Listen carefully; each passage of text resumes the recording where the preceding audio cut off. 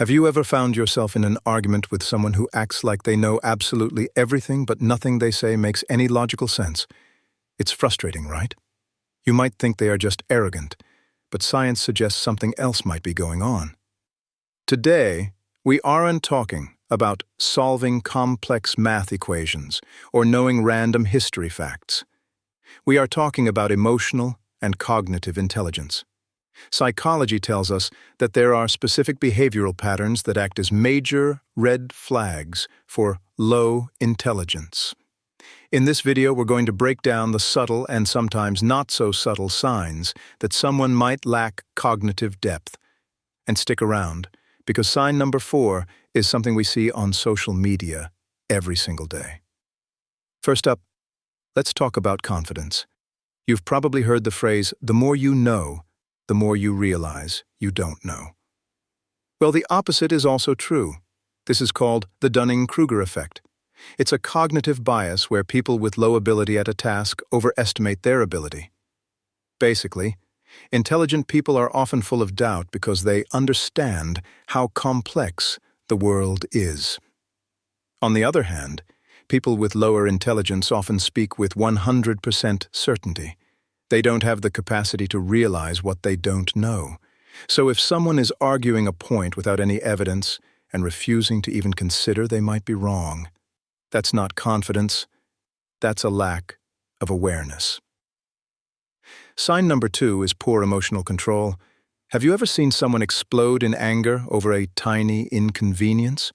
Maybe they start shouting immediately when they feel challenged. A key marker of intelligence is the ability to regulate emotions. Smart people feel anger too, of course, but they can pause, process that emotion, and respond rationally. People with lower cognitive ability often lack this filter.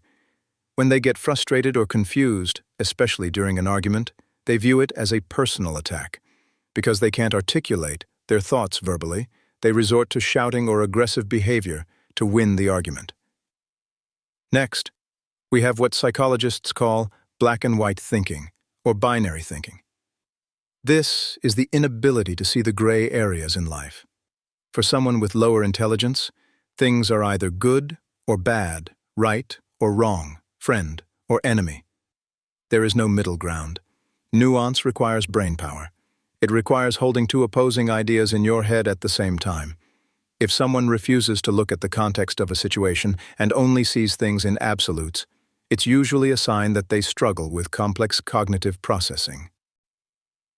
This one is huge. Intelligent people practice accountability.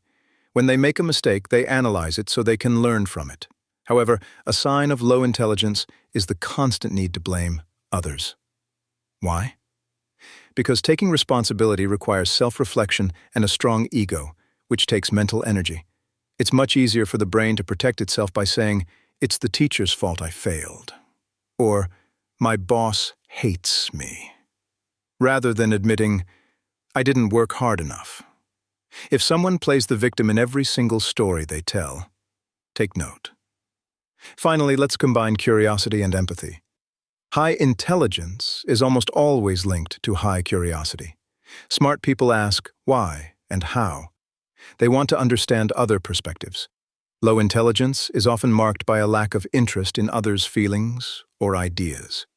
If someone is self-centered and cannot imagine how another person feels, it shows a limitation in their cognitive ability to simulate different scenarios. They live in their own small bubble and refuse to step out of it.